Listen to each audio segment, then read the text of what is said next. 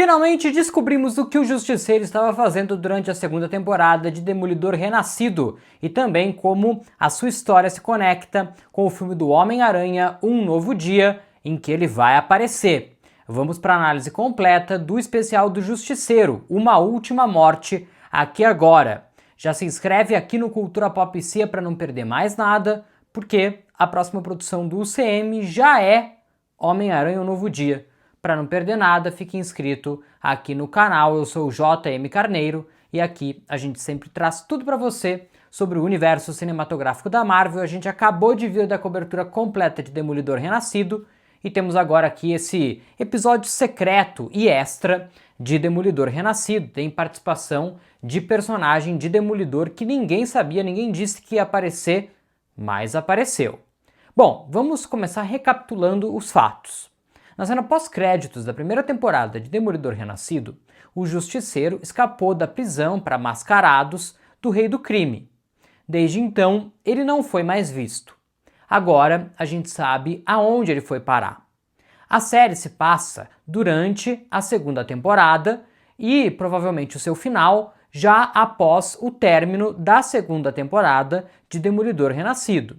Então a gente tem um período temporal onde o prefeito de Nova York ainda é o rei do crime, ok? Isso não mostra pra gente o que acontece com a cidade após o rei do crime sair. Então não tem nenhuma pista sobre quem é o novo prefeito, nem nada do tipo. É um especial muito focado realmente no Justiceiro e entrega, na minha visão, uma homenagem e uma hombridade, talvez não seja nem essa palavra, né? Mas honra o que foi construído do personagem na Netflix.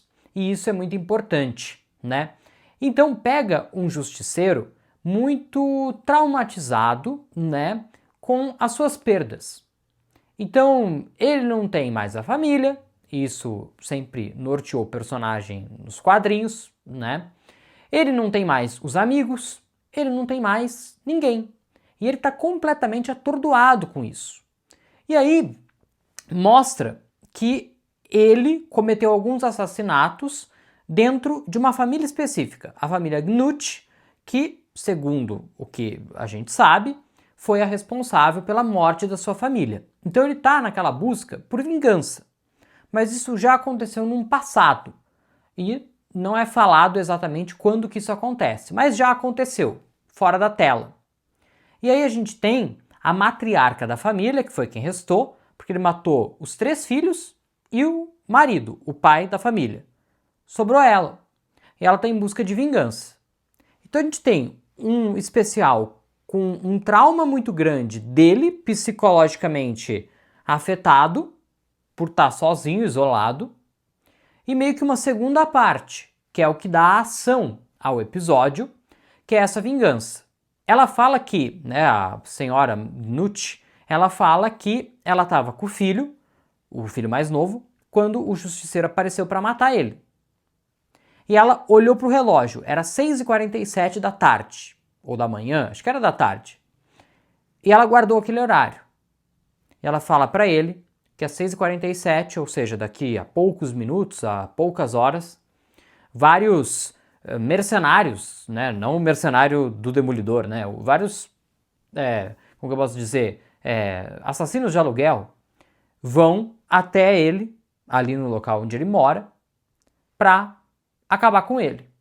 E é aí, então, que a gente tem definitivamente a volta do Justiceiro, porque ele está naquele momento do luto, onde ele não quer mais ser quem ele é. Não quer mais fazer as coisas que ele fazia. Tipo, se ele matou aquela família, sobrou só a mulher e ele não estava nem aí para ela, ele concluiu a sua missão. Então, por isso que ele não precisava voltar e ajudar o Demolidor e o resto da cidade contra o Wilson Fisk. Não, ele podia ficar no cantinho dele, isolado, sozinho, sofrendo. E aí, então, chegam esses mercenários aí, né, esses assassinos de aluguel, para caçar ele.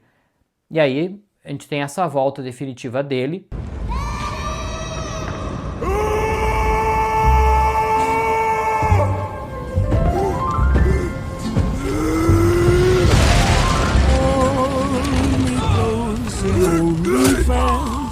Aí sim, cenas maravilhosas desses caras perseguindo ele e ele usando facas, armas, pistolas para matar geral. E é muito interessante, né, o paralelo que é feito também, né, com a família e as pessoas que acabam ficando em perigo por causa dele. Por quê? Tem um menino que vai lembrar o filho dele para ele, né, que tá correndo perigo. Tem uma outra menininha que vai lembrar a filha dele, que também tá correndo perigo. Então isso faz ele lembrar da família. Aqui, dois paralelos interessantes. No comecinho do episódio, ele vai buscar um café num lugar que é justamente o lugar onde essa menininha depois vai estar em perigo. E o copinho do café é idêntico ao que o Peter recebeu da MJ no final de Homem-Aranha Sem Volta para Casa. Então, um paralelo, não é o mesmo café, não é o mesmo lugar, mas é interessante ver o mesmo copinho, já uma referência a que a gente vai ver o Justiceiro no filme do Homem-Aranha. E vale lembrar que o Peter guarda aquele copinho desde sempre. Então ele mantém aquele copinho com ele desde o final daquele filme, para lembrar da MJ.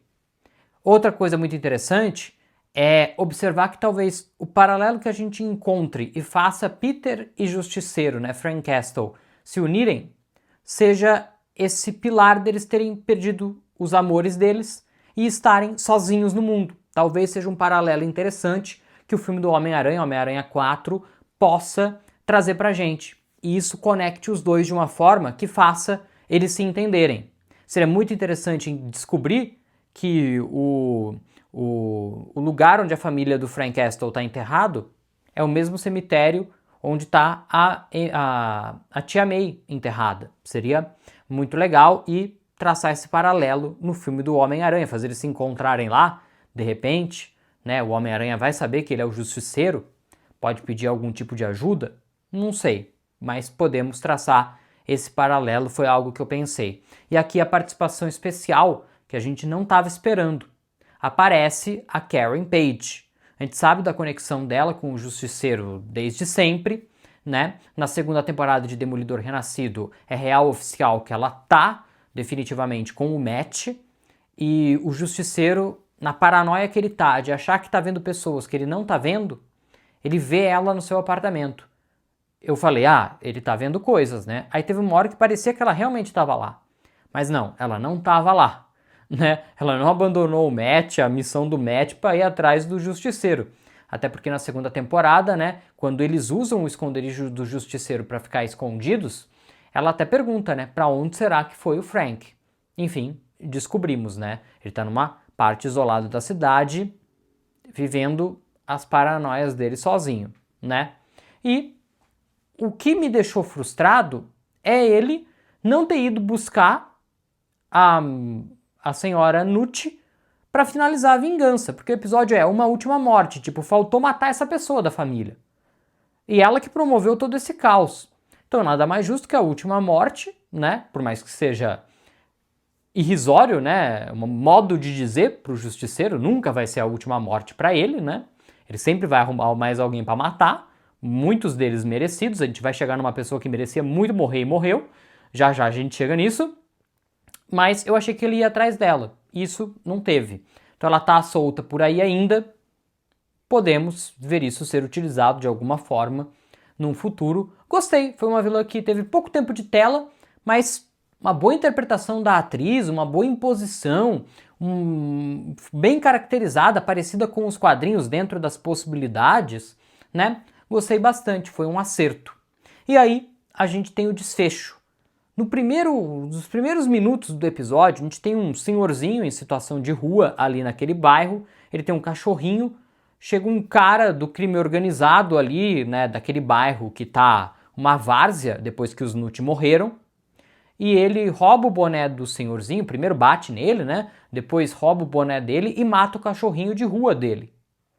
E a última cena do episódio, né, nesse paralelo de primeira e última cena, é o Justiceiro com o seu novo uniforme, o uniforme que ele vai aparecer em Homem-Aranha Um Novo Dia, ele justamente matando esse cara. Merecido, merecido. Não que alguém mereça morrer, né, mas tá falando de uma obra ficcional, né. Eu acho que assim, minha opinião final sobre isso. Não é o tipo de coisa que eu particularmente gosto muito de assistir. Mas é inegável dizer que foi uma boa produção. Foi muito bem feito, respeitoso à construção do personagem da Netflix e dos quadrinhos. Então, eu acho que eu não vou chamar de Absolute Cinema ou Absolute Television, como eu vi a galera falando muito bem no Twitter agora há pouco, porque não tem a ver com aquilo que eu costumo assistir, que eu curto muito assistir. Mas é violento para quem gosta do personagem, para quem gosta de coisas violentas com muito sangue rolando. Obviamente não tem como eu dizer que é ruim. Só não é o que eu gosto de assistir. Se você tem um gosto parecido com o meu, talvez não valha a pena assistir. Mas para não perder mais nada do universo urbano e também do não urbano da Marvel, se inscreve aqui, tá bom? Porque a gente vai estar trazendo muito mais conteúdo para você aí nos próximos dias e meses. Em julho tem o filme do Homem-Aranha, você aí sim não vai querer perder, porque esse vai ser, né, para todo mundo, para todos os públicos. Então, fica aqui com a gente para não perder nada. Quando sair um próximo trailer, uma próxima informação, eu vou estar aqui trazendo tudo para você. E aqui na tela você confere outros vídeos, como a temporada completa de Demolidor Renascido e também o nosso vídeo trazendo essa conexão entre Demolidor, Justiceiro e Homem-Aranha que a gente está vivendo nesse momento no universo urbano do UCM. Nunca esteve tão conectado quanto agora. As conexões estão todas aqui nesse vídeo, então assista para você não perder nada, nenhum detalhe.